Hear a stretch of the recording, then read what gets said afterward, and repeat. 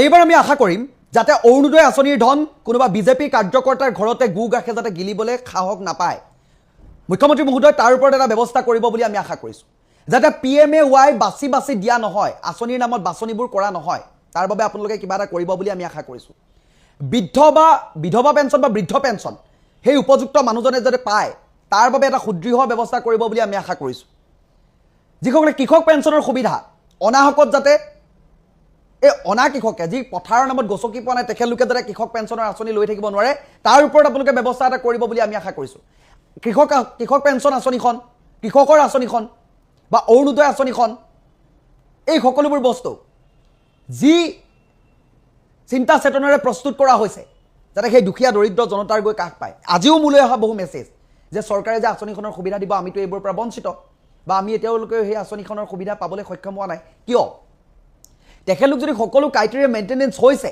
সকলো ক্ৰাইটেৰিয়া তেখেতৰ কেপেবল আছে তেতিয়াহ'লে তেখেতে নোপোৱা কাৰণ কি তেখেতলোক বঞ্চিত হোৱাৰ কাৰণটো কি কিয় তেখেতে নে কাৰোবাক কোনোবা দলক সমৰ্থন কৰিছিলে নে কোনোবা তেখেতৰ হয়তো অৰ্থীয় কোনোবা মিটিঙলৈ যাব নোৱাৰিলে বা দলীয় কাৰ্যকৰ্তা নহয় কি আঁচনিবোৰ দলীয় কাৰ্যকৰ্তাৰ বাবেতো নিদিয়ে সকলোকে অগ্ৰাধিকাৰ দিব লাগিব সকলোতো শপত গ্ৰহণ কৰোঁতে সকলোকে সমান দৃষ্টিৰে চাম উচ্চ নিচ কোনো ধৰণৰ বাছনি নকৰোঁ মই আমুক বুলি কৈ এতিয়া ভাগৱতত ধৰি এনেকৈ ধৰি শপত খাইছিলে সংবিধানত ধৰি শপত খাইছিলে তাৰপিছত যদি এনেকুৱা ধৰণৰ বাছনি প্ৰক্ৰিয়াবোৰ চলে তেতিয়া আমি দুখ পাওঁ আৰু বাতৰিবোৰ তেনেকৈ পৰিৱেশন কৰিবলৈ নিবিচাৰোঁ হয় ক'ৰবাত হয়তো কোনোবা দুই এজন থাকি যাব পাৰে ক'ৰবাত হয়তো তথাপিও থাকি যাব নালাগে কাৰণ মন্ত্ৰী বিধায়ক পঞ্চায়ত পৰ্যায় জিলা পৰিষদ এই ব্যৱস্থাবোৰ কেলে এই প্ৰণালীটো কিয় ৰাখিছে এইবোৰ দৃষ্টি দিবৰ কাৰণে ৰাখিছে যদি তাত যদি বিফল হয় তেতিয়াহ'লে এই ছিষ্টেমটোৰ ওপৰত মানুহেতো প্ৰশ্ন কৰিবই বৰ্তমান সময়লৈকে ইমান যদি স্বচ্ছ নিকা দৃঢ়তাৰে কাম কৰা চৰকাৰখনৰ দিনত এনেকৈ যদি বাদ পৰিবলগীয়া হয় গু গাখে যদি টকাসমূহ হজম দিয়ে কোনোবাই তেতিয়াহ'লে এই কথাবোৰ কেনেকৈ মানি ল'ব পাৰে আৰু কেইদিনমানৰ পাছতে হয়তো অৰুণোদয় আঁচনি প্ৰদান কৰিব কৃষক পেঞ্চনৰ আঁচনি ইতিমধ্যে পাইছে গতিকে এই সুবিধাসমূহ যাতে উপযুক্তজনে পায় আমি তাৰ কথাহে কৈছোঁ উপযুক্তজনক প্ৰদান কৰক আপোনালোকে আঁচনিখন প্ৰস্তুত কৰোঁতে যি লক্ষ্য উদ্দেশ্যৰে আঁচনিখন প্ৰস্তুত কৰিছিলে সেইসকল ব্যক্তিক প্ৰদান কৰক আৰু যিসকলে ইয়াৰ ওপৰত অন্যায়ভাৱে দুৰ্নীতি কৰে তেখেতলোকৰ ওপৰত কঠোৰ এটা ব্যৱস্থা কৰিব আমি আশা কৰিছোঁ অনাগত সময়খিনিত আমালৈ অহা প্ৰতিটো সমষ্টিৰ যি আমালৈ সমস্যা আহে যোনে যেনে কমপ্লেইনসমূহ দিয়ে আমি আপোনালোকৰ আগত দেখুৱাবলৈ চেষ্টা কৰিম বিজেপি চৰকাৰখনে ইতিমধ্যে আৰম্ভ কৰিব যিবোৰ চৰকাৰী আঁচনি আছে সেই আঁচনিৰ কাম কাজসমূহ অৰ্থাৎ দুখীয়া দৰিদ্ৰ জনতাৰ কাষলৈ লৈ যাব আঁচনিসমূহ কিন্তু কিমানজন দুখীয়া দৰিদ্ৰ জনতাই আঁচনিখনৰ যি মূল লক্ষ্য যে দৰিদ্ৰ দুখীয়া জনতাই এই আঁচনিখনৰ সা সুবিধা পাব লাগিব সেইদৰে সেই দৰিদ্ৰসকলে আঁচনিৰ সা সুবিধাসমূহ পায়নে সেইবোৰ বিচাৰ ৰজাঘৰীয়ে কেতিয়াবা ৰাখেনে কিমানবোৰ অনিয়মৰ মাজেৰে এই বিষয়বস্তুবোৰ আগবাঢ়ি যায় এই কথা বাৰ্তাবোৰ জানেনে বৰ্তমান সময়ত অৰুণোদয় আঁচনি কৃষক পেঞ্চন বিধৱা পেঞ্চন বৃদ্ধ পেঞ্চন বিভিন্ন আঁচনি এই আঁচনিসমূহ দুখীয়া দৰিদ্ৰ জনতাৰ কাষ পাইছেগৈনে যিসকলে পাব লাগে সেইসকলে পাইছেগৈনে এই কথা বাৰ্তাবোৰ কিমানজনে খবৰ ৰাখিছে এতিয়া নতুন চৰকাৰখন গঠন হোৱাৰ পাছতেই তেখেতলোকৰ কাৰ্যক্ৰমণিকা আৰম্ভ হ'ব ৰাইজৰ কাষলৈ লৈ যাবলৈ তেখেতলোক সাজু হৈছে আঁচনিৰ ধন ৰাইজৰ একাউণ্টত সোমাবগৈ আকৌ কৈছোঁ কিমানজন দৰিদ্ৰ জনতাই ইয়াৰ পৰা আঁতৰি থাকিব লগা হৈছে বা এই আঁচনিৰ পৰা বঞ্চিত হৈ আছে এই খবৰবোৰ বৰ্তমান সময়ত যুগুত আহিছেনে নে পুৱাই পাব খুৱাই খাব চোৱাই মাত্ৰ চাই থাকিব এনেকুৱা ধৰণৰ কাৰ্যক্ৰমণিকাবোৰ আকৌ চলিব আমি আশা কৰিছোঁ এই 5টা বছৰত আপোনালোকে অনাগত সময়খিনিত বা গত সময়খিনিত কি কৰিলে এই 5টা বছৰত অন্তত আপোনালোকে শৃংখলাবদ্ধতাৰে আঁচনিৰ কাম কাজসমূহ কৰিব বুলি আশা কৰিছোঁ যাতে বিজেপি দলৰে কাৰ্যকৰ্তা বুলি পুৱাই একে ঘৰতে মাহী পেহী খুৰা খুৰী জেঠা জেঠি সকলোৱে যাতে আঁচনিখন লৈ একেবাৰে পণ্ড কৰি নেপেলায় অৰ্থাৎ দুখীয়াৰ মুখৰ ভাতমুঠি যাতে কাঢ়ি নাখায় গু গাখে গিলিবলৈ যাতে ৰৈ নাথাকে তেখেতলোকৰ ওপৰতো আপোনালোকে এটা ব্যৱস্থা কৰিব যিসকল বিধৱা মহিলাই বিধৱা পেঞ্চনটো পোৱা নাই সেইসকলৰ লিষ্টসমূহ আপোনালোকে লৈ তেখেতলোকক দিয়াৰ ব্যৱস্থাটো কৰিব যিসকলে অৰুণোদয়ত সকলোতকৈ আগত প্ৰাধান্য পাব লাগে সেইসকলক অবিবাহিতা দিব্যাংগ বা অন্যান্য যিবোৰ ক্ৰাইটেৰিয়া আছে সেইসকলক অগ্ৰাধিকাৰ দিব এই বুথ কমিটিৰ প্ৰেচিডেণ্টৰ ঘৰৰে গোটেই গালে খাই বৈ হজম কৰি বহি থাকিবলৈ এনেকুৱা সুবিধাবোৰ অন্তত চৰকাৰ পক্ষৰ পৰা এবাৰ নিদিয়ে বুলি আমাৰ বিশ্বাস কৃষক পেঞ্চনৰ আঁচনিসমূহ বৰ্তমান সময়ত কোনে কোনে পাই আছে সেই হিচাপবোৰ আপোনালোকে ৰাখিছেনে এতিয়াও কিমান কৃষক পাবলগীয়া কৃষক ইয়াৰ পৰা বঞ্চিত হৈ আছে দুৰ্নীতি আপোনালোকে ওলালে বাতৰি সংবাদ মাধ্যমত বাতৰি ওলালেহে আপোনালোকে গম পায় কিমানে PMAY ঘৰ লাভ কৰা নাই সৌখিদিনা লখিমপুৰৰ আইতাগৰাকী মাজুলী ক্ষমা কৰিব মাজুলীৰ আইতাগৰাকীৰ ভিডিঅ'টো প্ৰস্তুত কৰাৰ পাছতে মাজুলীৰ বিধায়ক ভুৱন গামৰ ভাতৃয়ে মোৰ নাম্বাৰলৈ যোগাযোগ কৰি কথা পাতিছে হয় বিধায়কজনক আমি দুখ দিবলৈ নাযাওঁ এটা সমষ্টিত বহু মানুহ থাকে কিন্তু সকলোৰে হয়তো খবৰ তেখেতলোকে ৰাখিব নোৱাৰিব পাৰে সেইবাবে হয়তো পঞ্চায়ত ব্যৱস্থাত এই মেম্বাৰ প্ৰেচিডেণ্ট যে ৰাখে যে তেখেতলোকক মানুহৰ ঘৰে ঘৰে গৈ বিয়নি মেল পাতি কেৱল মাত্ৰ 5টা বছৰ সেই চৰকাৰী টকা কেইটা খাই বহি থাকিবৰ কাৰণে নিৰ্বাচিত নকৰে তেখেতলোকে এই সমাজৰ সমস্যাৰাজিসমূহ সমাধান কৰিবৰ বাবে দায়িত্ব অৰ্পণ কৰা হৈছে দায়িত্ব সুচাৰুৰূপে পালন কৰিব লাগে কিন্তু বহুখিনি সময়ত তেখেতলোকক সেই দায়িত্ব পালন কৰিবলৈ নোৱাৰা বা বিফল হোৱা দেখা যায় তেখেতলোকৰ ওপৰতো এটা ব্যৱস্থা কৰিব বুলি আমি আশা কৰিছোঁ যাতে দুখীয়া দৰিদ্ৰ জনতাই প্ৰতিটো ক্ষেত্ৰতে যিদৰে আপোনালোকক এটা আশা বুকুত বান্ধি চৰকাৰখনৰ ওপৰত এটা আশা বুকুত বান্ধি তেখেতলোকে আপোনালোকক নিৰ্বাচিত কৰিছে আপোনালোকৰ ওপৰত ভৰসা কৰিছে আপোনালোকৰ মুখলৈ চাই ৰৈছে গতিকে তেখেতলোকে যাতে এই আঁচনিৰ ধন বা প্ৰাপ্য সন্মানখিনি পায় কামাখ্যা ধামলৈ WWE চেম্পিয়নৰ প্লেয়াৰ আহিছে তেখেতলোকে দৰ্শনাৰ্থীক বৰ্তমান সময়ত পাঞ্চ মাৰিছে তেখেতলোকে এইসকলক আমি হিন্দুৰ ৰক্ষাৰ দায়িত্ব দিছোঁ তেখেতলোক বোলে সন্ত সাধু তেখেতলোকৰ চৰিত্ৰ এয়া পঞ্চৰিপু দমন কৰিব নোৱাৰাসকলে কেৱল মাত্ৰ ধৰ্মটোৰ নামত বেপাৰ কৰি থকাসকলে কামাখ্যাৰ দৰে পবিত্ৰ ধামত নীলাচল পাহাৰত যি সময়ত মা ৰজস্বলা হৈ আছে যি সময়ত সকলো দৰ্শনাৰ্থীয়ে নিজৰ মনোকামনা পূৰ্ণৰ অৰ্থে গদ হৈ তেখেতলোকে বৰ্তমান সময়ত শান্তি শৃংখলা বিৰাজ কৰি তাত যাত্ৰা কৰিছে সেইখিনি সময়তে এইজন ভণ্ড বাবাই কেৱল মাত্ৰ গেৰুৱা ৰং পৰিধান কৰি ডিঙিত ৰুদ্ৰাক্ষ পৰিধান কৰি মূৰত ভস্ম ধূলা লৈ আৰ্টিষ্টৰ দৰে কিছুমান ৰং বিৰঙী কাম কৰি তাত যি কাম ক্ৰোধ লোভ মোহ ক্ৰোধ তেখেতে খং ৰিপুত দমন কৰিব পৰা নাই তাত আহি কাৰোগৈ পাঞ্চ মাৰিছে মুখত অশালীন ব্যৱহাৰ তেখেতৰ মুখৰ যি ব্যৱহাৰ আপোনালোকক মই মুখেৰে ক'ব নোৱাৰিম সেইকেইটা যদি কৈ দিওঁ তেখেতৰ মোৰ মাজত পাৰ্থক্য নাথাকিব ইমান অশালীন অভদ্ৰ ব্যৱহাৰ এজন সাধুসন্তৰ কেনেকৈ হ'ব পাৰে এইসকল সাধুসন্ত হয়নে নে ধৰ্মৰ নামত কেৱল বেপাৰ কৰিবলৈ আহি কামাখ্যা মন্দিৰত বহি আছে তেখেতলোকক যদি 10 টকা দিয়ে নহয় আপোনালোক আশীৰ্বাদটো এনেকৈ দি টুপুৰাটোলে চাই আশীৰ্বাদটো এনেকৈ ঘূৰি গুচি আহে আধাহে আশীৰ্বাদ পালে মানে বাকী আশীৰ্বাদটো নাপালে আপুনি পইচা কম দিলে এনেকুৱা চৰিত্ৰৰ এইসকল সাধুসন্ত তেখেতলোক বোলে সন্ন্যাসী কি গুণ আছে সন্ত মানে সকলোকে সমানে চাব লাগিব সন্ত মানে শান্ত শিষ্টকে থাকিব লাগিব সন্ত মানে সকলো ৰিপু দমন কৰি থকা বহি থকা সন্ন্যাসী একো নাই তেখেতলোকৰ একো নাই বুলি কৈছোঁ নাই একো নাই তাত মুঠতে একাংশক কৈছোঁ দেই মই সকলোকে কোৱা নাই একাংশ কেৱল মাত্ৰ এটা বেপাৰৰ বাবে বহি আছে এই হিন্দু ধৰ্মটো সনাতনক সকলোৰে আগত লজ্জিত কৰিছে একাংশ এই বেপাৰী সাধু সন্তই WWE প্লেয়াৰ ওলাবলৈ আহিছে কামাখ্যা মন্দিৰত আহি মুখৰ নিৰ্লজ্জ ব্যৱহাৰ আপোনালোক সাধুসন্ত যিসকল আৰাধ্য বুলি ভাবি তেখেতলোকক সৰ্বগুণৰে অধিকাৰী বুলি ভাবি তেখেতলোকৰ শ্ৰীচৰণত গৈ কোনোবাই সেৱা লয় কোনোবাই টোপোলা এটা দিয়ে তাতো তেখেতলোকৰ অপোচ এয়া সাধুসন্তৰ কি চৰিত্ৰ নেকি এইসকলক আমি পূজা কৰোঁ এইসকলক আমি সনাতনৰ ঠিকাদাৰ বুলি মানো নমস্কাৰ মই পবিত্ৰ মেছ একাংশ ভণ্ড বাবাৰ বাবে বৰ্তমান সময়ত সনাতনে লাজ পাবলগীয়া হৈছে হিন্দুৱে লাজ পাবলগীয়া হৈছে এইসকল বাবা কি সনাতনৰ ঠিকাদাৰ নেকি হিন্দুৰ ঠিকাদাৰ নেকি এখেতলোকে পঞ্চৰিপু দমন কৰিব পাৰিছেন নাই হিন্দু শাস্ত্ৰখন ভালদৰে পঢ়িছেন নাই হিন্দুৰ চৰিত্ৰ কি এখেতলোকে জানে নে নাজানে এখেতলোক সাধু সন্তৰ নামত কেৱল মাত্ৰ ব্যৱসায় কৰিছে নেকি তেখেতলোকে কামাখ্যা দৰ্শন কৰিবলৈ যোৱা দৰ্শনাৰ্থীৰ ওপৰত WWE প্লেয়াৰ গোটেই পাঞ্চ মাৰিব আৰু তেখেতলোকক এয়া কি এজন সাধু সন্তৰ চৰিত্ৰ হ'ব পাৰে নেকি এজন সন্ন্যাসীৰ চৰিত্ৰ নেকি এয়া তেখেতলোকৰ মুখৰ ব্যৱহাৰ লেকামলেছ মানুহৰ ব্যৱহাৰ তেখেতলোকে ইমান উগ্ৰ হৈ কাম ক্ৰোধ লোভ মোহ মদ আৰু আন এটা হৈছে হিন্দু শাস্ত্ৰৰ মতে মাৎসৰ্য ঈৰ্ষা যি ক্ৰোধ এই ক্ৰোধ দমন কৰিব পাৰিছে নাই এইসকলে ৰিপু দমন কৰিব নোৱাৰে তাৰ পৰা সাধু সন্ন্যাসী হৈ সনাতনৰ ঠিকাদাৰ হৈ কামাখ্যা মন্দিৰত আহি কাৰোবাক গৈ আশীৰ্বাদ দিবলৈ বহি থাকে মুখ্যমন্ত্ৰী হিমন্ত বিশ্ব শৰ্মা ডাঙৰীয়া আৰু যিসমূহ হিন্দুৰ ৰক্ষা কৰিম বুলি হিন্দু ঠিকাদাৰ তেখেতলোকে এই বিষয়বস্তুবোৰ দেখে নে নেদেখে কামাখ্যা দৌল কমিটিক বিনম্ৰতাৰে অনুৰোধ জনাইছোঁ কামাখ্যা মন্দিৰৰ পৰিৱেশ পৰিস্থিতিৰ ওপৰত আপোনালোকে কিন্তু দৃষ্টি নিবদ্ধ ৰখাটো অত্যন্ত প্ৰয়োজন এইসকলক এনেকুৱা স্থানত বহিবলৈ দিয়াটো অত্যন্ত দুৰ্ভাগ্যজনক এজন হিন্দু যুৱক হৈ হিন্দুৰ এনেকুৱা ধৰণৰ কথা এটা ক'বলৈ বা প্ৰচাৰ কৰিবলৈ আমি লাজ পাইছোঁ অৰ্থাৎ এই চৰিত্ৰ দেখি কিন্তু প্ৰচাৰ নকৰাকৈ থাকিব নোৱাৰোঁ যিটো ভুল হৈছে একেলোকৰ গাত কোনো ধৰণৰ সাধু সন্ন্যাসীৰ সন্তৰ কোনো ধৰণৰ গুণেই নাই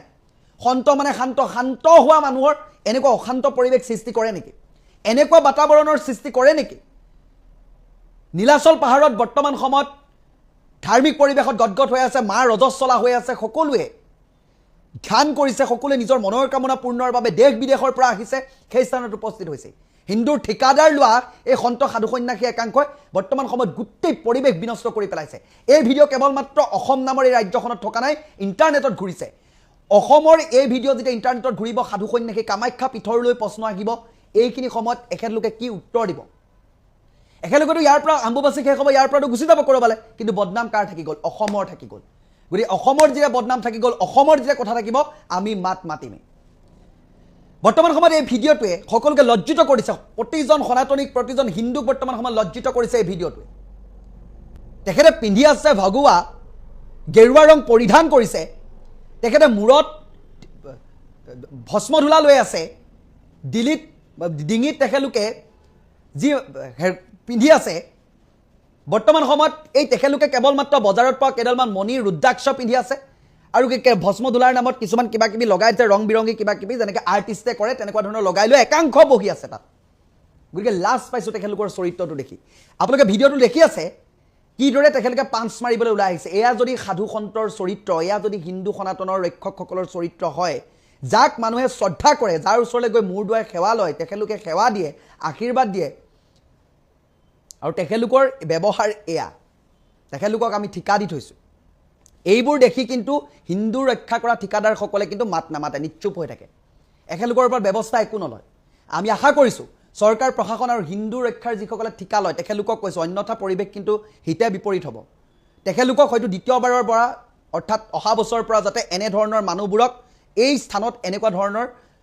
হাই উৰুমি কৰি অপ্ৰীতিকৰ পৰিৱেশ পৰিস্থিতিৰ সৃষ্টি কৰি যাতে দৰ্শনাৰ্থী কোনো ধৰণৰ যাতে এনেকুৱা ধৰণৰ অত্যাচাৰমূলক কামবোৰ নকৰে কোনো ধৰণৰ যাতে এনেকৈ হিংসাত্মক পৰিৱেশৰ সৃষ্টি কৰিবলগীয়া কামবোৰ নকৰে সাধু সন্তৰ নামত সগুণ নাই তেখেতলোকৰ কিন্তু তেখেতলোকে বৰ্তমান সময়ত তাত বহি কেৱল মাত্ৰ বেপাৰৰ নামত বহি আছে আশীৰ্বাদ দিব কি দিয়ে নাজানে নিজৰে চৰিত্ৰ সেয়া বেলেগক কি আশীৰ্বাদ দিব কেইটামান টকা তাতো কমকৈ পইচা দিলেও বিপদ 10 টকা দিলে আপোনাক আশীৰ্বাদ কমকৈ দিব অৰ্থাৎ আধা আশীৰ্বাদটো এনেকুৱা হয় আধা আশীৰ্বাদ ঘূৰি আহে তেখেতলোকৰ সেয়া আশীৰ্বাদ তেখেতলোকে নিজকে মানে এনেকুৱা পুৰা পৰমাত্মা তেখেতলোকে মানে ভগৱান বুলিয়ে ভাবি বহি থাকে তাত বাকীবোৰ যে গৈছে তেখেতলোকৰ কোনো অৰ্থই নাই ভগৱানো তেতিয়াহে থাকিব যেতিয়া তেখেতৰ শিষ্য থাকিব তেতিয়া শ্ৰদ্ধা কৰি থাকিব তেখেতকোতো পূজা কৰিবলৈ কাৰোবাক লাগিব নহ'লে কোনেনো পূজা কৰিব তেখেতক গতিকে এইসকলৰ এই চৰিত্ৰ দেখি বৰ্তমান সময়ত হিন্দু ধৰ্মটো হাঁহিয়তৰ পাত্ৰ কৰিছে কেৱল মাত্ৰ এয়ে নহয় আৰু হাজাৰ বহু ভিডিঅ' আছে মোৰ ওচৰত মই বেক টু বেক কেইবাটাও ভিডিঅ' আপোনালোকৰ মাজলৈ দিম আপোনালোকে চাব একেলগে WW প্লেয়াৰ আহিছে কামাখ্যা মন্দিৰৰ WW প্লেয়াৰ আহিছে তেখেতলোকে WW খেলিছে পাঞ্চ মাৰিছে দৰ্শনাৰ্থী আৰু এইদৰে হিন্দু ঠিকাদাৰ ৰক্ষকসকলক এই দায়িত্ব দিয়া হৈছে ভাৰতৰ ৰাজনীতি কোন দিশে গতি কৰিছে হঠাৎ কিবা এটা যেন অলৌকিক ঘটনা ঘটিবলৈ আৰম্ভ কৰিছে আৰু কেতিয়াবা অদ্ভুত আচৰিত ধৰণে আজি কিবা এটা ঘটনা কাইলৈ আকৌ আপুনি বেলেগ এটা ঘটনা দেখিবলৈ আৰম্ভ কৰাইছে কিয় হৈছে এনেকুৱা ধৰণৰ পৰিস্থিতি বিশেষকৈ 2024 চনৰ যি লোকসভা নিৰ্বাচন তাৰ পাছত হঠাৎ কেনেকৈ ৰাজনৈতিক অভ্যুত্থান ঘটিছে বিজেপিৰ বা কিহৰ বাবে বিজেপিৰ প্ৰতি ইমানকৈ লোকসকল আচৰিত ধৰণে বা অলৌকিকভাৱে আকৰ্ষিত হৈছে সকলো কাৰণ আমি বিশ্লেষণ কৰিম আৰু প্ৰত্যেক দিনাৰ দৰে আমাৰ সৈতে উপস্থিত আছে নৰ্থ ইষ্ট নাওৰ মুখ্য সম্পাদক পৰেশ মালাকাৰ ডাঙৰীয়া কালি আমি আপোনাৰ এটা অনুষ্ঠান আমি চাইছিলোঁ প্ৰাসংগিক প্ৰশ্ন তাত মানে প্ৰথম অৱস্থাত আপুনি সাহিত্যৰ কথাও উল্লেখ কৰিছিল আৰু সেই সাহিত্যৰ জৰিয়তে বৰ্তমানৰ ৰাজনৈতিক প্ৰেক্ষাপটটো কেনেকুৱা ধৰণে চলি আছে কেনেকুৱা মায়াবী হৈ পৰিছে অলপ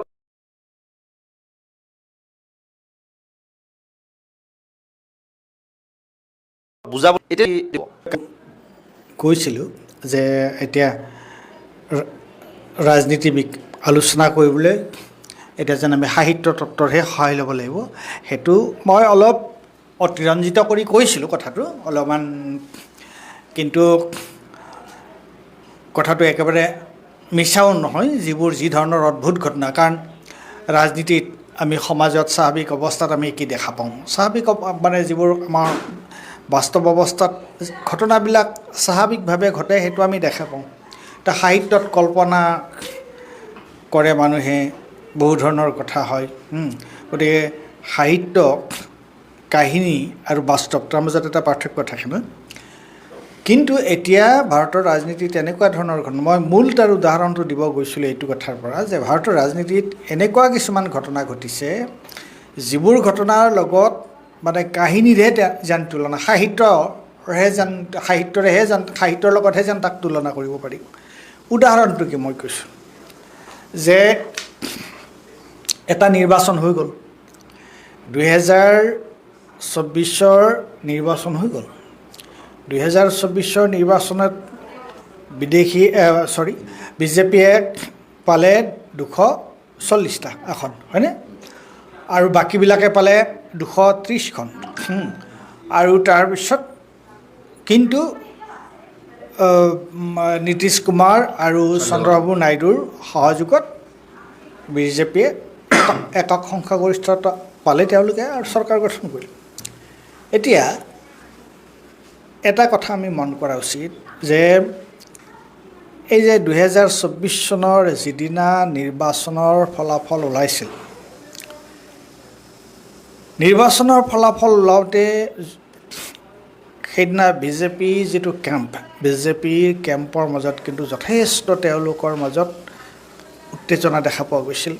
যথেষ্ট তেওঁলোকৰ মাজত মানে এক ধৰণৰ সাধাৰণতে তেওঁলোক যিমান আশাবাদী হৈ থাকে যে সেই সময়ত এক ধৰণৰ তেওঁলোক জয়ী হৈছে, তেওঁলোকে আসন বেছি পাইছে। আৰু প্ৰথমতে মোদীয়ে অফিচলৈ তেওঁলোকৰ বিজেপিৰ যিটো কেন্দ্ৰীয় অফিচ, সেই অফিচলৈ যোৱা তেওঁৰ যিটো সময় সেইটোকে 2বাৰ নে 3বাৰকৈ তেওঁ পিছুৱাই দিছিলে। মানে সাধাৰণতে ইলেকশ্যন এটাৰ পিছত যি ধৰণৰ উল্লাস হৰ্ষধ্বনি এই ধৰণৰ হয়, সেইটো সেই সময়ত তেনেকৈ হোৱা নাছিল।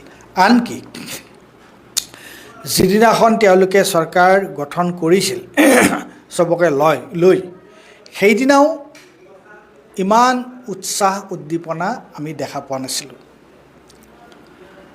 তাৰ কাৰণটো কি আছিল? তাৰ কাৰণটো আছিলে যে তেওঁলোকে যিটো ভাবিছিল ইজ বাৰ চাৰ্চপাৰ, তাৰ সম্পূৰ্ণ ওলোটা তেওঁলোকে ফলাফলটো পালে। আৰু প্ৰথম যেতিয়া পাৰ্লিয়ামেণ্টৰ অধিৱেশন বহিছে, সংসদৰ অধিৱেশন বহিছে, আৰু তেতিয়াও আমি দেখা পাইছোঁ যে হয় তেওঁলোক শাসনত আছে, তেওঁলোকেই চৰকাৰ কৰিছে, কিন্তু বিৰোধী তেতিয়া উত্তাল।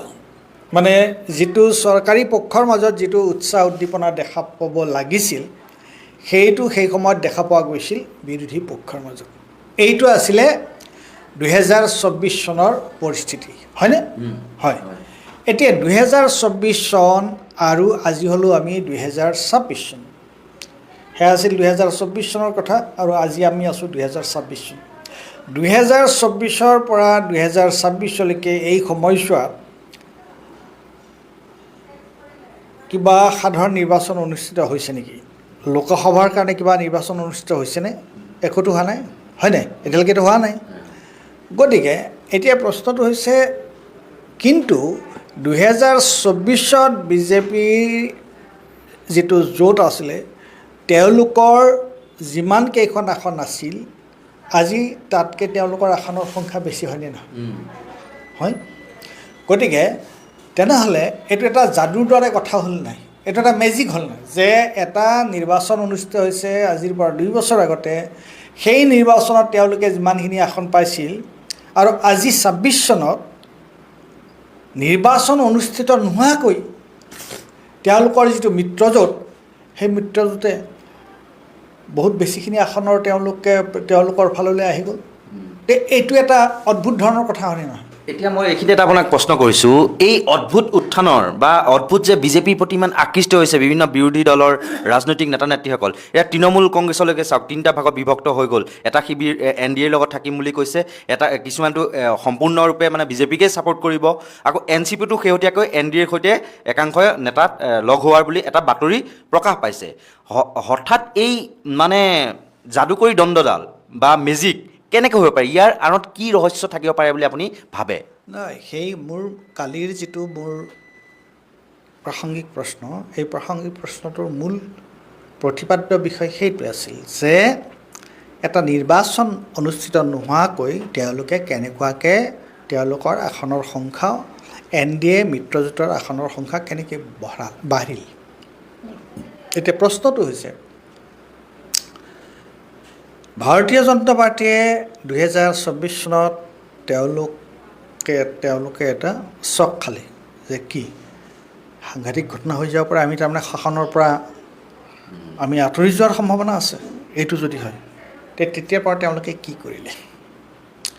তেতিয়াৰ পৰা তেওঁলোকে এনেকুৱা এটা ব্যৱস্থা কৰিলে যে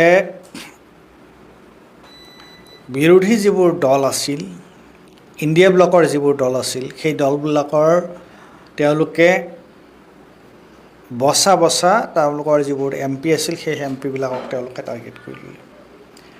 তেওঁলোকে কি কৰিলে যে তেওঁলোকে নিৰ্বাচন আয়োগটোৰ ওপৰত, নিৰ্বাচন আয়োগক সম্পূৰ্ণৰূপে নিজৰ আয়ত্তলৈ আনিলে। তাৰপিছত তেওঁলোকে কি কৰিলে, প্ৰচাৰ মাধ্যমৰ ওপৰত তেওঁলোকৰ এটা নিয়ন্ত্ৰণ আছিলেই।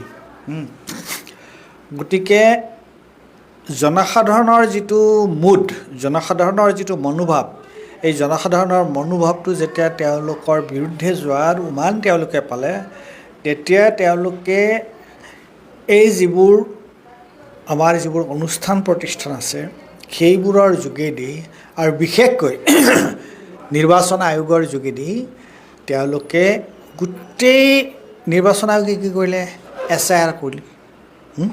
গতিকে তেওঁলোকে তেনেকুৱাকৈ কৰি তেওঁলোকে প্ৰথম কৰিলে তেওঁলোকে মহাৰাষ্ট্ৰ, প্ৰথম কৰিলে হাৰিয়ানা। মানুহে ভবাই নাছিলে, হাৰিয়ানাত চবেই কৈ আছিলে যে এইবাৰ BJP শাসনলৈ অহাৰ প্ৰশ্ন নুঠিল। Haryana was a shock for the opposition. প্ৰথম খুন্দাটো তাত খালে। এতিয়া তেওঁলোকে আমি বাহিৰতহে দেখা পাইছোঁ, ভিতৰত তেওঁলোকে কেনেকুৱাকৈ গোটেই বস্তুটো নিজৰ নিয়ন্ত্ৰণলৈ আনিবৰ কাৰণে চেষ্টা কৰিছে। আৰু সেইটো প্ৰথম আমি তাৰ উমান পালোঁ হাৰিয়ানাত। তাৰপিছত হাৰিয়ানাৰ পিছত মানে যেনেকুৱাকৈ প্ৰশ্নটো কি হৈছে, যেতিয়া 2024 চনত BJPৰ কাৰণে এটা চক আছিলে, তেওঁলোকে চক খাই গৈছিল যে কি হ'ল ঘটনাটো। তাৰ পিছৰ কিন্তু ঘটনাবিলাক সম্পূৰ্ণ BJPৰ অনুকূলে গৈ আছে আৰু ইণ্ডিয়া ব্লকৰ প্ৰতিকূলে গৈ আছে। হাৰিয়ানা হ'ল, হাৰিয়ানা এটা ডাঙৰ চক। তাৰপিছত তোমাৰ মহাৰাষ্ট্ৰ, বিহাৰ, তাৰপিছত আহিল বিহাৰ, মানে এটাৰ পিছত এটা তেওঁলোকে এনেকুৱাকৈ নিয়ন্ত্ৰণ কৰিছে। আৰু ইণ্টাৰেষ্টিং কথা সেইটো হৈছে যে তেওঁলোকে এইটো তোমাৰ বিধানসভাৰ নিৰ্বাচন হৈছে, বিধানসভাৰ নিৰ্বাচনৰ যোগেদি তেওঁলোকে এনেকুৱা এটা পৰিস্থিতি সৃষ্টি কৰিছে যে বিধানসভাৰ নিৰ্বাচনৰ পিছত তোমাৰ লোকসভাৰ এতিয়ালৈকে আমি দেখিছোঁ যে কংগ্ৰেছক বাদ দি বাকী যিবিলাক সৰু সৰু দল আছিলে, আঞ্চলিক দল আছিলে, তেওঁলোকৰ ওপৰত কেনেকুৱা ধৰণৰ তেওঁলোকে চাপ সৃষ্টি কৰিছে, কেনেকুৱা ধৰণৰ চাপ সৃষ্টি কৰিছে। প্ৰথম দেখা পালোঁ আমি এইটো মহাৰাষ্ট্ৰত, দুটা গোট, শিৱসেনা আৰু NCP। এতিয়া তেওঁলোকে শিৱসেনাৰ পৰা মানুহ লৈ গ'ল BJPলৈ। এতিয়া তেওঁলোকে আমি দেখা পালোঁ যে তৃণমূল কংগ্ৰেছত কি ধৰণৰ এটা অৱস্থা হৈছে, কেনেকুৱা ধৰণৰ অৱস্থা এটা হৈছে তৃণমূল কংগ্ৰেছত। থান বান কৰি দিছে তেওঁলোকে এতিয়ালৈকে দুটা কৰিব পৰা নাই। এটা হৈছে কংগ্ৰেছৰো এজন দুজন গৈছে, আমাৰ মহাপুৰুষ যেনেকুৱাকৈ তোমাৰ প্ৰদ্যুৎ বৰদলৈ MP গৈছে। কিন্তু তৃণমূল কংগ্ৰেছৰ যিটো অৱস্থা হৈছে বা তোমাৰ এইটো আমাৰ শিৱসেনাৰ যিটো অৱস্থা হৈছে বা NCPৰ যিটো অৱস্থা হৈছে এইটো হোৱা নাই। আৰু এটা দলৰ ক্ষেত্ৰত সেইটো হোৱা নাই, সেইটো হৈছে সমাজবাদী দল, মানে উত্তৰ প্ৰদেশৰ। তাত বাহিৰে তেওঁলোকে এনেকুৱাকৈ চেপি আনিছে বিভিন্ন প্ৰক্ৰিয়াৰ যোগেদি, মানে এইটো এটা কেনেকুৱা ধৰণৰ আচৰিত কথা যে বিধানসভাৰ নিৰ্বাচনৰ যোগেদি তেওঁলোকে মানে লোকসভা নিৰ্বাচনত তেওঁলোকৰ সদস্য সংখ্যা বঢ়াই দিছে। এই ধেমালি কথা নেকি এইটো এটা? আৰু সেইটো হৈছে কমপ্লিটলি এই যিবোৰ ষ্টেটৰ যিবোৰ মেচিনাৰী আছে, ইলেকশ্যন কমিশ্যন, ED, CBI, এইবোৰ লগাই আনকি পৰোক্ষভাৱে ন্যায়পালিকাও। গতিকে ইয়াৰ আগতে ভাৰতবৰ্ষৰ ইতিহাসত এই ধৰণৰ ঘটনা হোৱা নাছিল। মই কালি অৱশ্যে সাহিত্যৰ উদাহৰণবোৰ অলপ বেছিকৈ দিলোঁ কাৰণে ৰাইজে বস্তুটো এইখিনিতে এটা কথা মই পৰা দিওঁ, মানে EVM-ত জুই লগাটো এক অলৌকিক ঘটনা নহয়নে? কি ভাবে? নাই সেইটো অলৌকিক নহয়, সেইবোৰতো নিজে নিজে কৰিছে ঘটনাবোৰ হা। গতিকে মোৰ মূল প্ৰতিপাদ্য বিষয়টো আছিল এইটো যে এই ধৰণৰ যে মেজিক তেওঁলোকৰ হাজত কি যাদু দণ্ড আছে, কি মেজিক আছে, আচলতে মেজিক একো নাই। তেওঁলোকে এই ধৰণৰ যিটো নিয়ন্ত্ৰণ কৰিছে নহয়, এটা হৈছে তেওঁলোকৰ হাতত থকা যিবোৰ অনুষ্ঠান চৰকাৰৰ, কেন্দ্ৰীয় চৰকাৰৰ, আৰু মূলতঃ নিৰ্বাচন আয়োগ, তাৰ যোগেদি তেওঁলোকে 2024 চনৰ লোকসভা নিৰ্বাচনৰ ফলাফলে তেওঁলোকে সলনি কৰি দিছে। এতিয়া যিহেতু বিৰোধীৰ যি নিশকতীয়া অৱস্থা আমি দেখা পাইছোঁ, বা সদনত আগৰ চাইনী ঘোষেই হওক বা অন্যান্য কাকলি ঘোষ নে কোন, তেনেকুৱা ধৰণৰ মানে যি নেত্ৰী আছিল, সবল নেতৃত্ব আমি দেখা পাইছিলোঁ, এতিয়া হয়তো তেওঁলোক NDA শিবিৰৰ লগত চামিল হোৱাৰ সম্ভাৱনা প্ৰকট। আৰু এই ক্ষেত্ৰত এতিয়া বিৰোধী যিহেতু নিশকতীয়া হৈ আহিছে, আমাৰ সৰ্বসাধাৰণ ৰাইজ যিহেতু ৰাইজেও চেপা খাবলৈ আৰম্ভ কৰিছে বিজেপিৰ শাসনত, বিভিন্ন দিশৰ পৰা ৰাইজক মানে চাৰিওফালৰ পৰা চেপি ধৰিছে, কৰৰ বোজাই হওক বা মূল্যবৃদ্ধিৰ বোজাই হওক, নিবনুৱা সমস্যাই হওক, প্ৰশ্ন কাকত ফাদিলেই হওক, এটা পৰীক্ষা অনুষ্ঠিত কৰিব নোৱাৰে, এইবিলাক সমস্যাই আগুৰি ধৰাৰ সময়ত এতিয়া ৰাইজে ইয়াৰ পৰা পৰিত্ৰাণ পোৱাৰ উপায় কি? যিহেতু গণতন্ত্ৰত বিৰোধী বুলি ক'বলৈ এতিয়া একেবাৰে নিশকতীয়া হৈ পৰা আমি দেখিবলৈ পাইছোঁ, সকলোকে চেপি আনিছে বিজেপিয়ে। ৰাইজৰ কৰণীয় কি বুলি ভাবে আপুনি, কি ক'ব? চোৱা, তাৰ আগতে মই এটা প্ৰশ্ন তুমি যে বস্তুটো চুই গৈছা, সেই কথাটো অলপ উত্তৰ দিয়াটো উচিত হ'ব। সেইটো হৈছে, মই এটা শব্দ কৈ আছোঁ আজি, এইটো মোৰ শব্দ নাছিলে, আজিকালি এইটো শব্দ মানুহে বেছিকৈ নকয়, কিন্তু এসময়ত এইটো খুব চলিছিল। সেইটো হৈছে পলিটিকেল ক্লাছ, ৰাজনৈতিক শ্ৰেণী।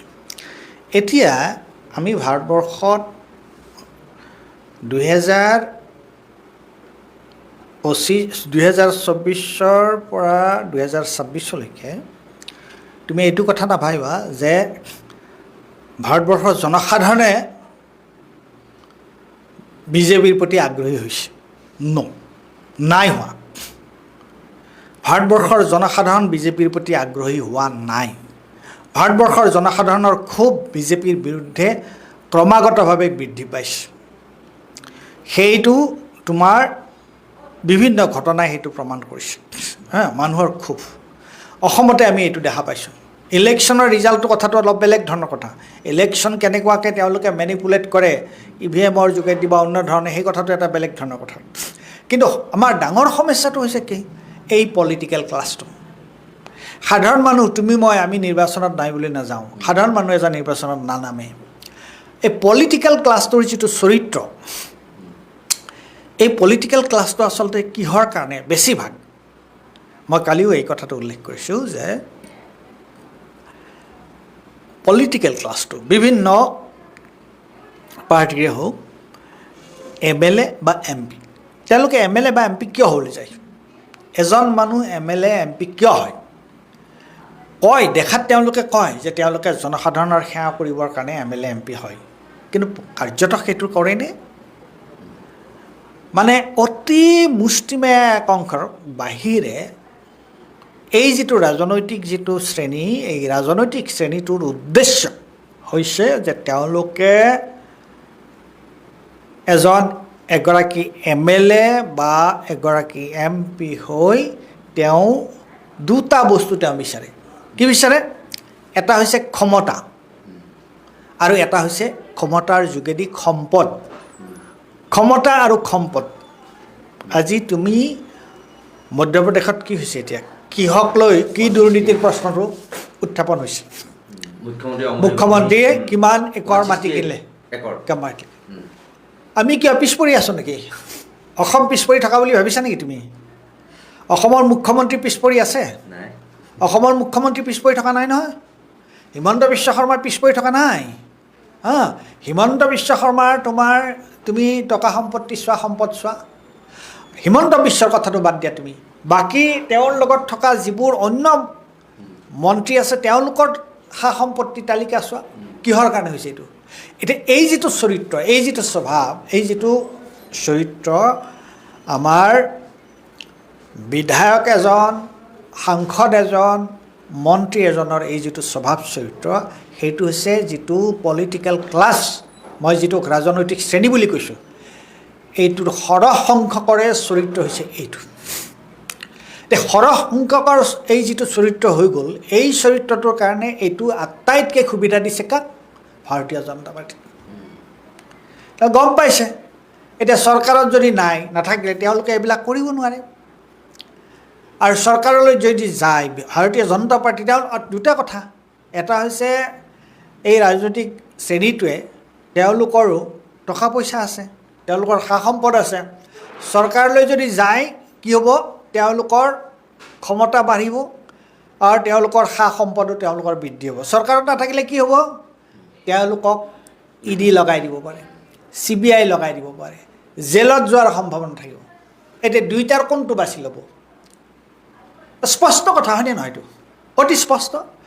গতিকে পলিটিকেল ক্লাছটো, এই যিটো ৰাজনৈতিক শ্ৰেণী, সেইটো আমি স্পষ্টভাৱে আমাৰ চকুৰ আগত দেখা পাইছোঁ যে প্ৰথম কথা তেওঁলোকৰ নীতি আদৰ্শ বোলা বস্তু তেওঁলোকৰ নাই। তেওঁলোকৰ নীতি আদৰ্শৰ কথা নাই।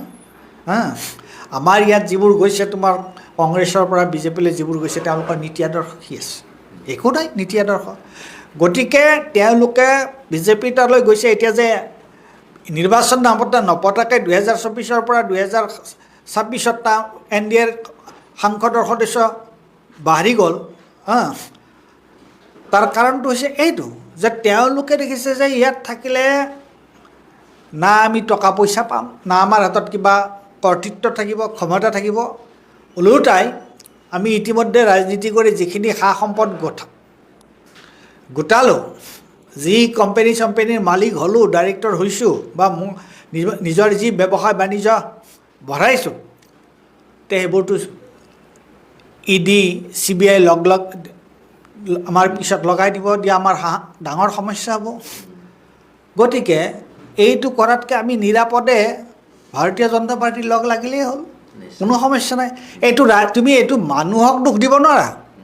সাধাৰণ মানুহৰ দোষ নাই ইয়াত। সাধাৰণ মানুহৰ এবছলিউটলি সাধাৰণ মানুহক আমি দোষ দিব নোৱাৰোঁ। এই দোষটো হৈছে ৰাজনৈতিক ক্লাছটো, ৰাজনৈতিক যিটো শ্ৰেণী। এতিয়া সেইটো হৈছে তাৰ পিছত তুমি যিটো কথা কৈছিলা যে এতিয়া আমি কি হ'ব, ৰাইজৰ কৰণীয় কি? এইটো এটা জটিল প্ৰশ্ন, এইটো এটা অত্যন্ত জটিল প্ৰশ্ন। এতিয়া যোগেন্দ্ৰ যাদৱে অলপতে এটা সাক্ষাৎকাৰ দিছে। সেই সাক্ষাৎকাৰটোত তেওঁ ৰাহুল গান্ধীয়ে যিটো কথা কৈছিলে ইণ্ডিয়া ব্লকৰ মিটিঙত, ৰাহুল গান্ধীয়ে কি হৈছিলে কি যে আমি ইমান দিনে যি ধৰণে কৰি আছিলোঁ তেনেকৈ কৰি লওঁ, এতিয়া আমি ৰেজিষ্ট কৰিব লাগিব। এই ৰেজিষ্ট কৰাৰ যিটো কথা, কেৱল এটা হৈছে সংসদ আৰু এটা হৈছে সংসদৰ ভিতৰত আৰু এটা হৈছে সংসদৰ বাহিৰত। এতিয়া মই ভাবোঁ এতিয়া মানে কেইটামান কথা এতিয়াও অস্পষ্ট হৈ আছে। তথাপি এটা কথা মই ক'ব বিচাৰিছোঁ, এটা হৈছে যে মানুহৰ যিবোৰ সমস্যা আছে, সেই সমস্যাক লৈ মানুহে ৰাজপথত আন্দোলন কৰিবই লাগিব, তাৰ কোনো বিকল্প নাই। আন্দোলন কৰিবই লাগিব, মানুহ সংগঠিত হ'বই লাগিব। আৰু এইটোত মোৰ যোগেন্দ্ৰ যাদৱৰ লগত মোৰ একমত। যোগেন্দ্ৰ যাদৱেও এটা কথা কৈছে যে বিৰোধী মানে যিকেইটা পলিটিকেল পাৰ্টি, ৰাজনৈতিক দল, সেই পাৰ্টিকেইটাৰ সেইটো বিৰোধীয়েই নহয়, এটা বৃহত্তৰ বিৰোধী, জনসাধাৰণৰ মাজলৈ জনসাধাৰণক আঁকোৱালি লোৱা এটা বিৰোধী, সেইটোহে প্ৰকৃত বিৰোধী ৰাজনৈতিক দল নহয়। সমগ্ৰ ভাৰতবৰ্ষৰ এই বিজেপি বিৰোধী যিটো শক্তি, বিজেপি বিৰোধী শক্তি মানে তেওঁলোকে যি ধৰণৰ কাম কৰি আছে। এতিয়া তেওঁলোকে কালি নে পৰহি দিলে যে পাছপৰ্টটো তোমাৰ বা নাগৰিকত্বৰ মানে প্ৰমাণ নহয়। আৰে বাবা, পাছপৰ্টটো যদি নাগৰিকত্বৰ প্ৰমাণ নহয়, আধাৰখন যদি নাগৰিকত্বৰ প্ৰমাণ নহয়, ভোটাৰ কাৰ্ড যদি নহয়, পেন কাৰ্ড নহয়, তে কি হ'লে তোমাৰ ভাৰতীয় নাগৰিকত্বৰ প্ৰমাণ পত্ৰটো কি? RSSৰ মেম্বাৰ নে বিজেপিৰ মেম্বাৰ হ'লে ভাৰতীয় মানুহ হ'ব, নাগৰিকত্বৰ প্ৰমাণ হ'ব নেকি? কিহত নাগৰিকত্বৰ প্ৰমাণটো হয়? কি অদ্ভুত ধৰণৰ কথা। গতিকে প্ৰথম কথাটো হৈছে ৰাইজে ৰাজপথত ওলাই অহাৰ কোনো বিকল্প নাই, ওলাবই লাগিব। আৰু সেইটো কিন্তু গণতান্ত্ৰিক আৰু শান্তিপূৰ্ণ হ'ব। 1 আৰু 2 নম্বৰ, নিৰ্বাচনৰ লগত কিন্তু এইবোৰ সংযুক্ত কৰি ল'ব লাগিব। আৰু নিৰ্বাচন আয়োগে এতিয়া যিটো মতালি চলাই আছে, সেইটো যাতে তেওঁলোকে কৰিব নোৱাৰে, তাৰ কাৰণে আমাৰ হাতত, ৰাইজৰ হাতত কোনো উপায় নাই। স্বাধীনতা আন্দোলনৰ সময়ত যিটো হৈছিলে, সকলো ক্ষমতা, সকলো কৰ্তৃত্ব ব্ৰিটিছৰ হাতত আছিলে, বিদেশী শাসনৰ হাতত। এতিয়া সকলো কৰ্তৃত্ব আমাৰ দেশীয় চৰকাৰৰ হাতত আছে, তেওঁলোকে ৰাইজৰ কথা নুশুনে। এতিয়া তুমি ভাবি চোৱা, নিট যিটো পৰীক্ষা, কিমানগৰাকী ল'ৰা ছোৱালীৰ মৃত্যু হ'ল? 17গৰাকী আত্মহত্যা কৰিলে। আজি 10-15 দিন 20 দিন ধৰি এইটোক লৈ আন্দোলন চলি আছে। আৰু এডুকেশ্যন মিনিষ্টাৰ ধৰ্মেন্দ্ৰ প্ৰধানে কিন্তু সন্ত্ৰাসবাদী আখ্যা দিছে। সন্ত্ৰাসবাদী আখ্যা দিছে। তেওঁলোকক তেওঁ কি কাৰণে এডুকেশ্যন মিনিষ্টাৰে এনেকুৱা ধৰণৰ এটা কাণ্ড হোৱাৰ পিছত এডুকেশ্যন মিনিষ্টাৰে কি কাৰণে তোমাৰ ৰিজাইন দিয়া নাই? কিয় তেওঁ পদত্যাগ কৰা নাই? আৰু এই প্ৰাইম মিনিষ্টাৰ মোদীয়ে কিয় তেওঁক পদত্যাগ কৰিবলৈ কোৱা নাই? গতিকে এইটো হৈছে অৱস্থা। এফালেদি চাবলৈ গ'লে এইটো এটা সাংঘাতিক এলাৰ্মিং চিটুৱেশ্যন। কিন্তু নাভাবে যে ভাৰতবৰ্ষৰ ৰাইজে, ভাৰতবৰ্ষৰ জনসাধাৰণে এইটো গ্ৰহণ কৰি লৈছে। পলিটিকেল ক্লাছটোৰ কথাটো বেলেগ, ৰাজনৈতিক শ্ৰেণীটোৰ কথাটো বেলেগ। আমি কেৱল বিজেপিৰ সম্পৰ্কে সতৰ্ক হ'লেই নহ'ব, আমি এই ৰাজনৈতিক শ্ৰেণীটোৰ সন্দৰ্ভতো আমি সতৰ্কতা অৱলম্বন কৰিব লাগিব। আমি এইটো স্পষ্ট উদাহৰণ দেখা পালোঁ তৃণমূল কংগ্ৰেছৰ ক্ষেত্ৰত, যে তেওঁলোকে কিমান ধূৰ্ত। সেইদিনালৈকে মমতাৰ লগত থাকি নিৰ্বাচনৰ কেম্পেইনিঙত তোমাৰ মমতাৰ পক্ষে থাকি লেকচাৰ দি, আৰু নিৰ্বাচনৰ ৰিজাল্ট যেতিয়াই বিজেপিৰ পক্ষে গ'ল, তেওঁলোকে কি দুষ্কাৰ্যত লিপ্ত হৈ পৰিল। গতিকে এই কথাটো, মই কোৱা কথাটো ৰাজনৈতিক শ্ৰেণী সম্পৰ্কত সঁচা হয়নে নহয় তুমি কোৱাচোন? নহয় জানো? গতিকে সেইটোৰ ওপৰত তুমি কেনেকৈ ভৰসা কৰিবা? সেইটো নিশ্চয়কৈ যি ৰাজনৈতিক শ্ৰেণীটোৰ কথা উল্লেখ কৰিলে, তেওঁলোক আচলতে এনেকুৱা, লাগিলে ৰাইজৰ দুটামান গালি খাম, কিন্তু মোৰতো সম্পত্তিখিনি যিখিনি আছিলে সেইখিনি বাচি যাব। ৰাইজে এতিয়া কুকুৰে কাঁইট নিখকে লাগিলে ফেচবুকত গালিয়ে পাৰক বা সামাজিক মাধ্যমত বা সংবাদ মাধ্যমৰ আগত গালি পাৰক, কিন্তু তেওঁতো সুৰক্ষিত হ'ল, ইডিৰ পৰা বাচিল, CBI তদন্তৰ পৰা বাচিল, আৰু যিহেতু ক্ষমতালৈ যাব, তেওঁ বিধায়কো হ'ব, সময়ত গৈ মন্ত্ৰিত্বও পাব, সাংসদো হ'ব পাৰে। গতিকে এতিয়া মানে ক্ষমতাৰ খক আৰু লোভত যিবিলাক নীতি আদৰ্শৰ কথা পূৰ্বতে বিৰোধী ৰাজনৈতিক দলত থাকোঁতে তেওঁলোকে কৈ আহিছিল, সেইবিলাক সকলো জলাঞ্জলি দি কেৱল ক্ষমতাৰ খকত তেওঁলোকে মানে সেই বিশেষ ৰাজনৈতিক শ্ৰেণীটোৱে আজি মানে ৰাইজক বিপথে পৰিচালিত কৰি আছে। কিন্তু ৰাইজ সংঘবদ্ধ নিশ্চয়কৈ হৈছে আৰু হ'বও। আৰু বিজেপিয়েও এই কথাটো ভাবি থাকিলে ভুল কৰা হ'ব, যে তেওঁলোকৰ বিৰুদ্ধে ৰাইজ নাই বুলি যদি ভাবি থাকে, তেতিয়াহ'লে তেওঁলোকে হয়তো মূৰ্খৰ স্বৰ্গতহে বাস কৰা হ'ব। আৰু এনেকুৱা ধৰণৰ যি অলৌকিক বা আচৰিত ধৰণৰ ঘটনা তেওঁলোকে বিভিন্ন ধৰণৰ শক্তি প্ৰয়োগ কৰি বা বিভিন্ন ধৰণৰ ইনষ্ট্ৰুমেণ্ট তেওঁলোকে ব্যৱহাৰ কৰি, বিভিন্ন ধৰণৰ প্ৰতিষ্ঠান তেওঁলোকে লগাই পেলাই যিবিলাক কাণ্ড কৰি আছে, এয়া কিন্তু চিৰস্থায়ী কেতিয়াও নহ'ব। ৰাইজ সজাগ হ'লে বা ৰাইজে যদি নখ জোকাৰে, এদিন নৈ ববই। এনেকুৱা ধৰণৰ সত্য নিৰপেক্ষ নিৰ্ভীক বিশ্লেষণৰ বাবে আপোনালোকে চাই থাকিব নৰ্থ ইষ্ট নাও। ধন্যবাদ।